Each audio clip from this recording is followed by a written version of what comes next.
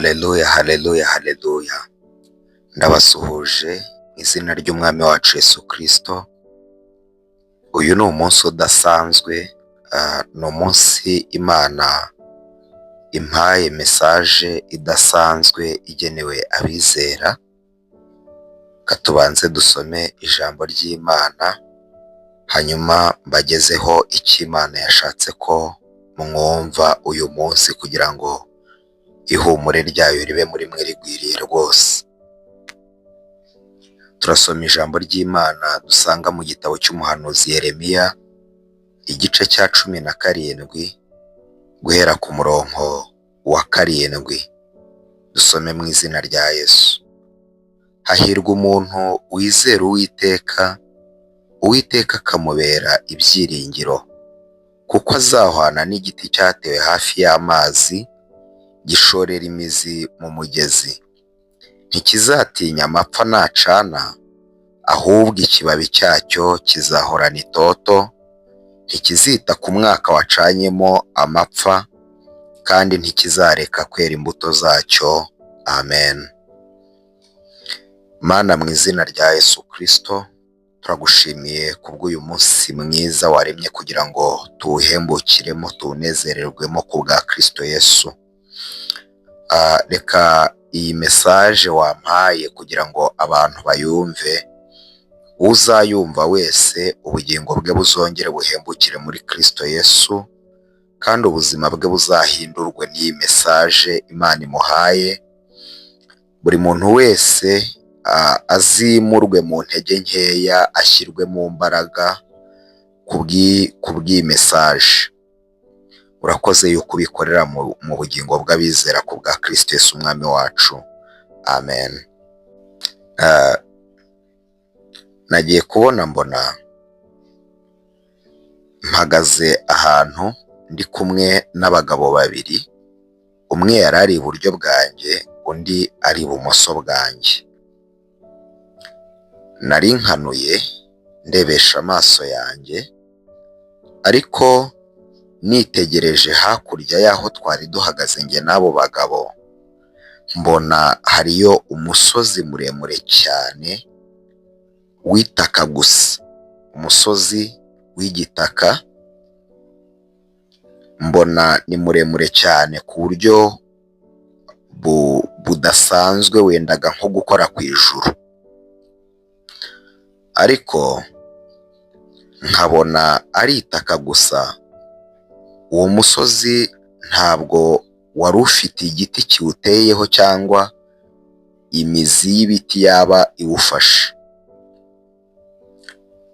Ngiye kubona hamwe nari mpagaze, mbaza ba bagabo ndababwira nti se, ko mbona uyu musozi ari muremure cyane kandi nkaba mbona nta giti kiwuteyeho, buriya ntuzatenguka wose ukagwa?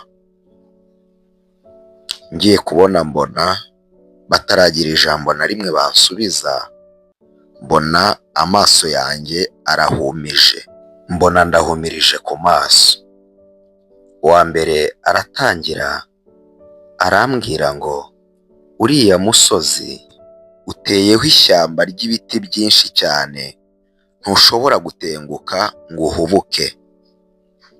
Numva mu bugingo bwanjye mpawe guhishurirwa, mpishurirwa ko imbaraga z'Imana ziri ku buzima bw'abizera, ntacyo bushobora kuba.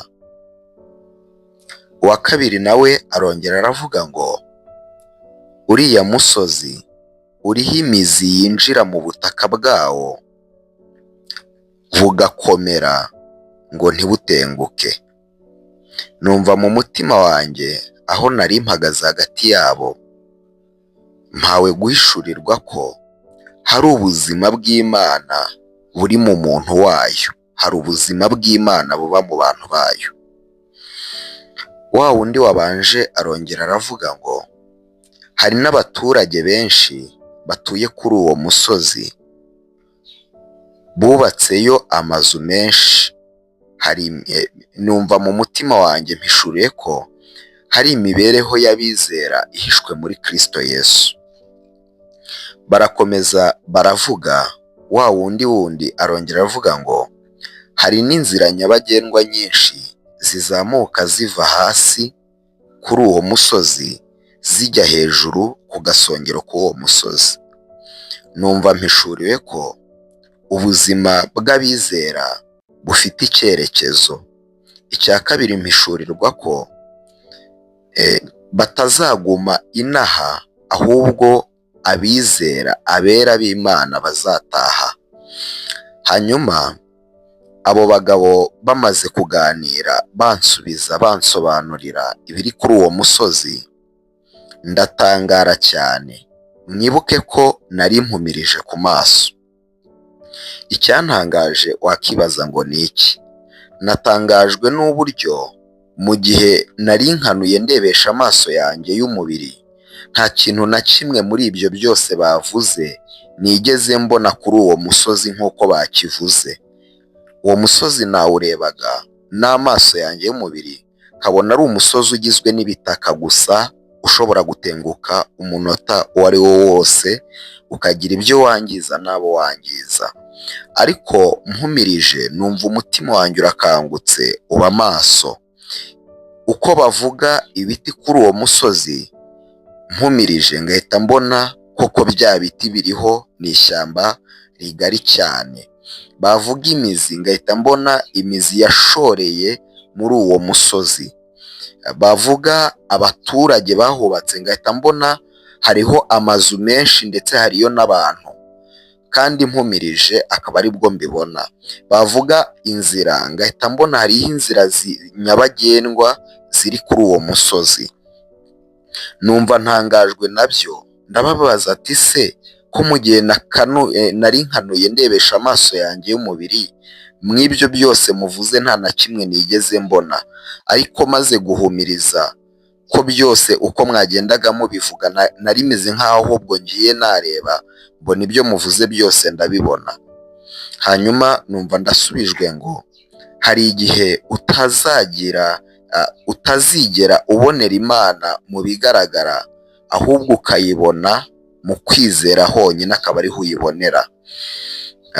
Nongera guhishurirwa ko ubuzima bw'abizera buhishwe mu isi y'ibitaboneka kandi buhari.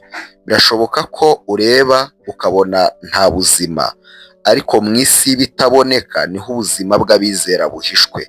Kandi Imana ikorera mu isi y'ibitaboneka, ariko ikitamururira mu isi bigaragara tukabona gutabarwa nayo. Iyi mesaje yari iyawe, iyi mesaje yari mesaje y'abizera, iyi mesaje yari iyanjye nawe, kugira ngo ubuzima bwawe bwongere bubemo ihumure rya Kristo n'amahoro abonerwa muri we. Mwakire neza ubutumwa bw'Imana. Turagushimiye Mwami wacu Yesu Kristo kuko uhumurije ubuzima bwacu.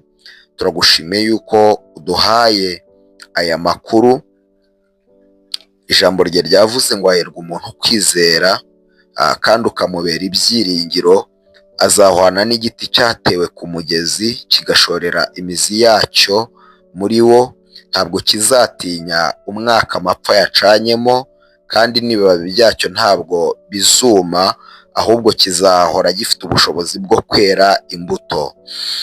Niyo mpamvu tukwinginze ku bw'aya magambo uduhishuriye, ku bw'ubu butumwa ugeneye abizera, kugira ngo ubugingo bwacu bwongere bukomere muri Kristo bufite ibyiringiro rwose, yuko hari icyizere yuko hari ibintu Imana izakora mu buzima bwacu tukabibonesha amaso, kandi ibiganza byacu bikabikoraho, kuko Imana ariyo ibivuze.